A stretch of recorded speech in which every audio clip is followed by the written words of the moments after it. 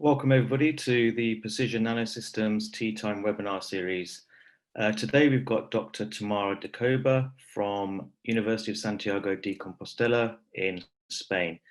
Tamara will be presenting on preclinical development of a HIV nanovaccine candidate from the bench to a pilot plant.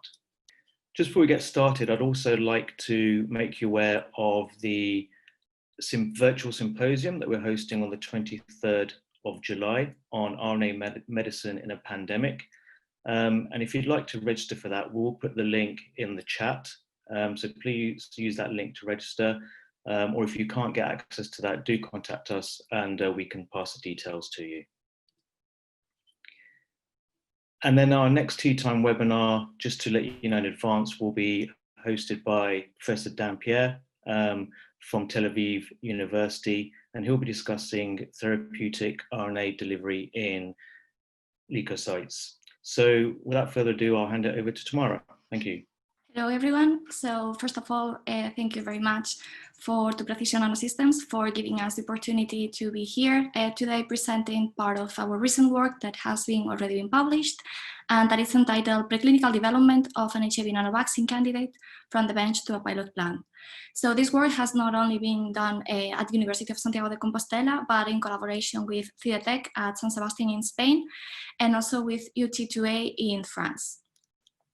So first of all, this is the outline that I will be following. I will start giving us some context on why HIV and the characteristics of our vaccine candidate. Then I will mention the pitfalls currently happening for the translation of nanomedicines to the market. And then I will take you through the journey that we follow, all the steps that take us from the bench to a pilot plant, and finally some take-home messages. So why HIV? HIV continues to be one of the most challenging viral infections in the world. And just the numbers, by the end of 2018, 38 million people were infected with HIV. Of these, 2 million new infections took place during 2018, and almost 1 million people died of HIV-related causes. But there are several reasons behind this lack of success in terms of developing an HIV vaccine. And on the one hand, it's related to immunological part, such as the high variability that HIV viruses have, or also a rapid mutation that the virus uses as an escape mechanism, but also HIV infects immune cells, and therefore the immune activation that happens and trying to overcome the virus, it's very inefficient. But also to this date, there's still not a great agreement on which type of immune response it is sought when developing an HIV vaccine. And at the same time, in the case of the vaccines, to this date, 6 vaccine candidates have completed phase 3 clinical trials, and the best results represented a 30% protection. But unfortunately, this trial was then repeated in a similar design at different location, and the results were not replicated. So there are still many aspects that have to be overcome. So in our case, we've been working in collaboration with the University of Manitoba in Canada in an NIH-funded project on developing a vaccine candidate. So this vaccine was based on polysaccharide nanoparticles. And basically, it was composed of 2 polysaccharides, chitosan and dextran sulfate, that are very biocompatible and biodegradable, and they have already been used in preclinical and subclinical studies, showing a good safety profile. So we were using also the peptide antigen or peptide antigens that our collaborators established as potential candidates. So with this, we prepared some chitosan dextran sulfate nanoparticles. In some previous results, we saw that both the nanoparticle design, the type of attachment of the antigen to the nanoparticles, as well as the presence or not of adjuvants, has an important effect on the immune response elicited. But not only that, we went to encapsulate 12 different peptide antigens in 12 different nanoparticles. And all this, a mixture of all these 12 nanoparticles was then administered to macaques through the intranasal route in combination also with some viral vectors. And some previous results, or ones that are about to be published, showed an increased levels on IgA and IgGs.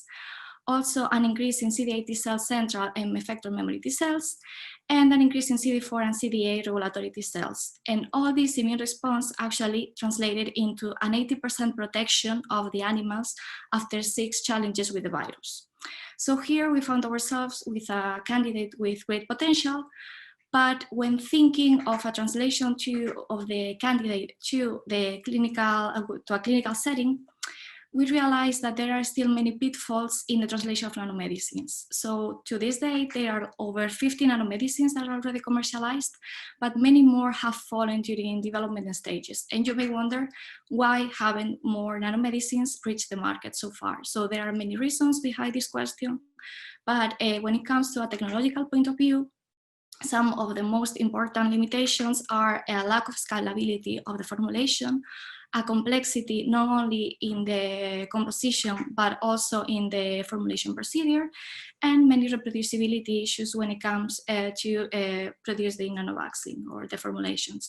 So several organizations have proposed different solutions in order to avoid these limitations, such as the application of a quality by design approach, the use of risk analysis tools, orthogonal characterization techniques, and also minimum information that is required to guarantee the reproducibility of the formulations. So with all this, we wonder, so how do we guarantee the production of a potential new medicine based on nanoparticles? And here is where our journey from the bench to the pilot plant started. So in the next slides, I will be telling you a bit of 6 different steps that we follow, although there are many more. I will be focusing on these 6 that led us from the bench to the production of the nanoparticles in a pilot plant. So first, I will start with how we established at the bench level the product quality by design. So when I speak about the quality by design, I basically mean get to know your medicine. So it is important to establish the applicational characteristics of the nanomedicine and also to determine these properties. So in this case, we first went to establish the quality target product profile of our nanomedicine, meaning which is the indication, an HIV vaccine, the route of administration that we were going to use the nanovaccine, in this case a nasal, also the dosage form, and different other properties. And at the same time, we established which were the physicochemical properties that our nanoparticles would have to comply to in order to guarantee that we were reproducing what we had before. And something that I forgot to mention is that in this case, as a model nanovaccine, we only use one of the 12 peptides, but they are very similar in size and physicochemical properties, so this could probably be easily adapted to the other 12 peptides. But also at this point, it's also very important to make sure that you know which are the potential risks that can modify the nanomedicine properties. And in this case, we conducted an Ishikawa diagram, and we took a look at the different aspects that can have an effect on the most important physicochemical aspects or physicochemical properties of our nanomedicine. So for instance, materials are a very important aspect, and I am not going to go very into detail in the next slides, but overall it is very important to know and to make sure that you are able to properly characterize your polymers. So to know the molecular weight, the concentration, and also the different chemical characteristics, and to make sure that you have a good batch-to-batch reproducibility. The same case with your drug, or in this case the peptide antigen, to be able to identify, to know the purity, the pH, and many other physicochemical properties. Although it is not very mentioned normally, environmental aspects such as temperature and humidity can also have an important effect on the formulation properties. And what I will be talking more in this presentation will be about the different processes that can actually have an impact on the formulation, such as the nanoparticle preparation of the freeze drying. So as I mentioned, the next step would be to evaluate the production variables for our formulation. So here we were thinking about understanding how the preparation method determines the properties or influences the properties of our nanomedicine. So this is just a summary of how we were preparing the nanoparticles in the lab. So basically we would add the antigen that is positively charged over chitosan, that it's also positively charged. And then dextrose sulfate that has negative charge was added at a medium speed towards to the chitosan and antigen mixture at 700 RPM. Then we left the formulation to interact for 5 minutes under magnetic steering, and finally another 10 minutes of incubation. So we were wondering what would happen if we would modify these different variables. And other aspects such as polymer and peptide concentration or solvents were kept constant in this case. So as you can see here, we evaluated how the variation of the different variables affected particle size and PDI in comparison to our original protocol, that it's the white bar. So you can see that none of the modifications of these variables was affecting either particle size or PDI. Only in the case of a low addition of dextran sulfate was causing the aggregation of the nanoparticles.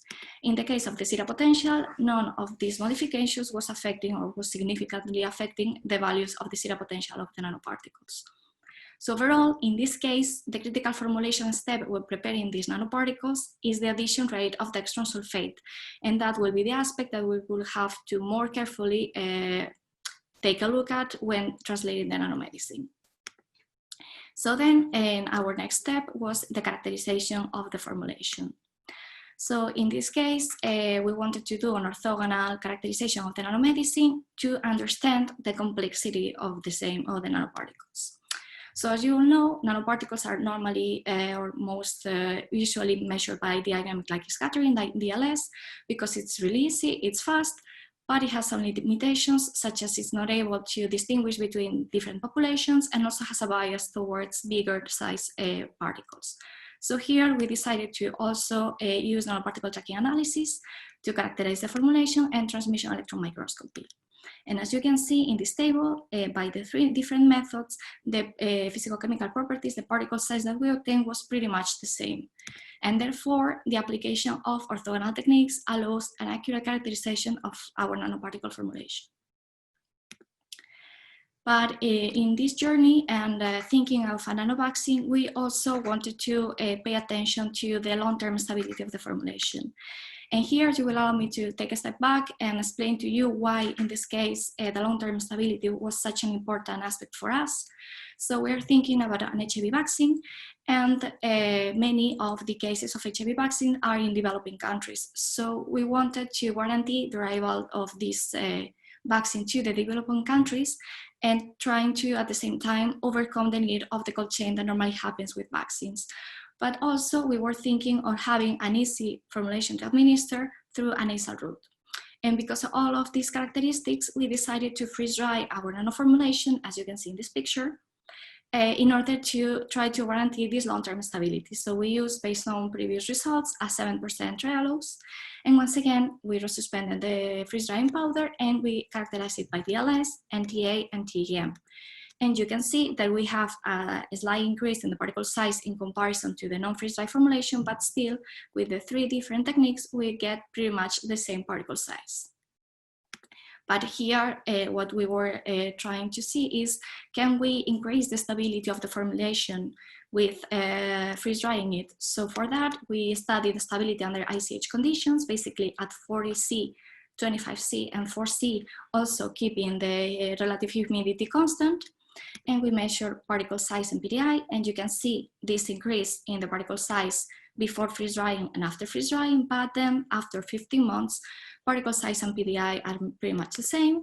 The same here with the values of the zero potential.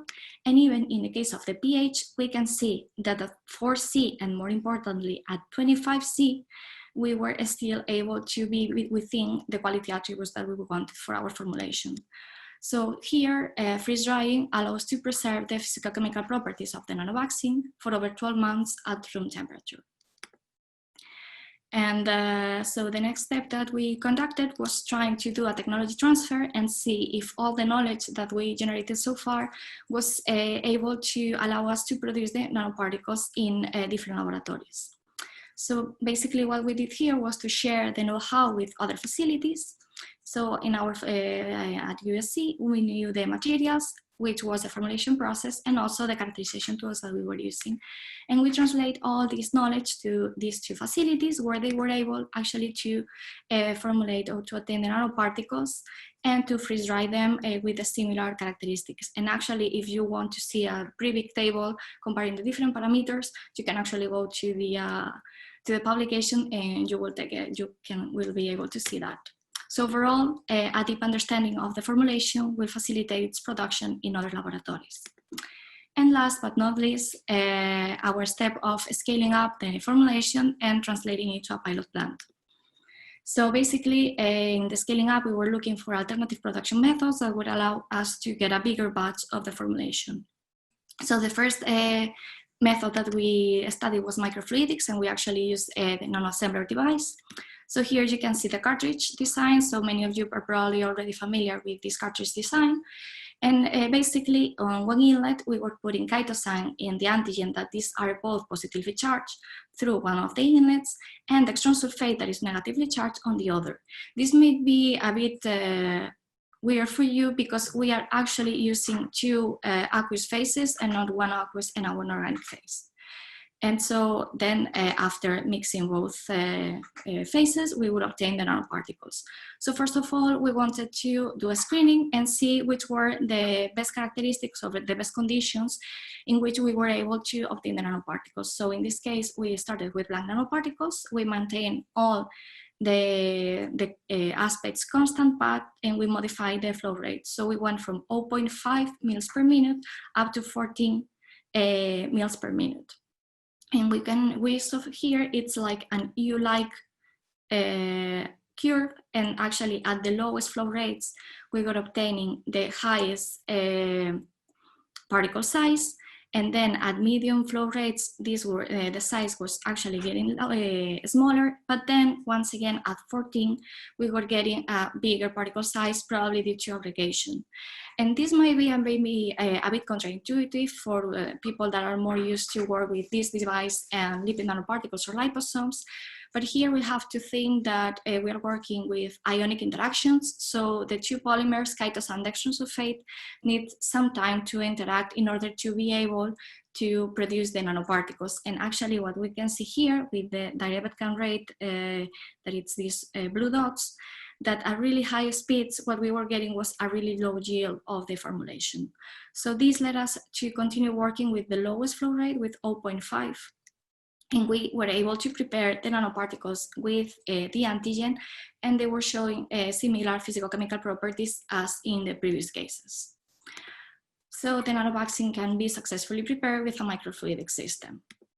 But we also wanted to have another method to be able to prepare the nanoparticles, and we did a batch mode.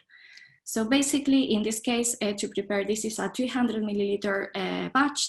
So in this case, we changed the magnetic steering by a mechanical stirrer, once again at 700 RPM. Here we have chitosan and the peptide antigen, and this is the dextran solution. So we would basically just pour dextran sulfate over the chitosan and peptide, and keeping in mind that we had to do it at a medium speed, not a really low speed. So actually you can see here that particle size, PDI and zeta potential were very similar at when we were producing the nanovaccine at the original method. But furthermore, we wanted to use this method to produce the nanoparticles in a GMP-like pilot plant. So actually our collaborators from CDTech developed a GMP-like pilot plant. We're following FDA, EMA, and also the Spanish Medicine Agency regulations to produce a nanovaccine like it would be used for a preclinical or a potential clinical study. So they employ this same batch mode method, and you can see here that the freeze-dried nanoformulation presented similar physicochemical properties as in the previous cases. So the nanovaccine can be successfully prepared in a GMP-like pilot plant. And with this, I hope that I convince you that it is really important to understand and to comprehend your formulation, and to know the key aspects that define the properties that you have, and also to have adequate methods for a proper characterization and analysis of your formulation. And that is obvious that every formulation is different, but it is important to do a systematic journey from the bench to the pilot plant in order to be able to generate a formulation that is actually reproducible. And now I would like to acknowledge all my supervisors. So this is also our group, and if you want to learn a bit more about our group, you can just go to the webpage. Also, thank you a lot to our collaborators from CDTech and UT2A, and to the funding agencies. And with that, I'll be more than happy to take any questions. Thank you so much.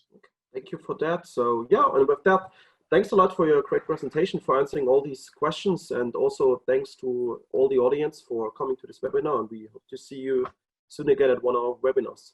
Have a great week, have a great day, and see you soon. Bye-bye. Thank you.